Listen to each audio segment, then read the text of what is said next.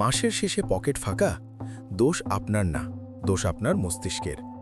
বিজ্ঞান বলছে আমরা যখনই পছন্দের কিছু দেখি আমাদের ব্রেইনে ডোপামিন বা সুখের হরমোন রিলিজ হয়।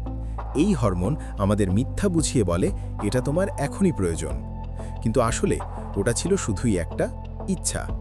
বিহেভিয়ারাল ইকোনমিক্স বলছে আমরা আবেগের বশে কেনাকাটা করি আর পরে যুক্তির দোহাই দেই। পার্থক্যটা বুঝবেন কিভাবে? খুব সহজ। প্রয়োজন হলো তা যা ছাড়া আপনি আগামীকাল বাঁচতে পারবেন না, যেমন খাবার বা ওষুধ। আর ইচ্ছা হলো তা যা পেলে ভালো লাগে, যেমন নতুন গ্যাজেট বা দামি কফি। খরচ কমানোর একটা সাইকোলজিক্যাল ট্রিক শিখিয়ে দিচ্ছি, নাম 72 ঘন্টার রুল।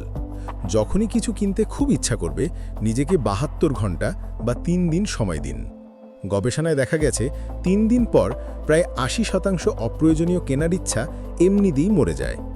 মনে রাখবেন, ধনী হওয়া মানে বেশি আয় করা নয়, বরং ইচ্ছাকে নিয়ন্ত্রণ করা। পরের বার মানিব্যাগ খোলার আগে নিজেকে প্রশ্ন করুন, এটা কি 3 দিন অপেক্ষা করতে পারবে?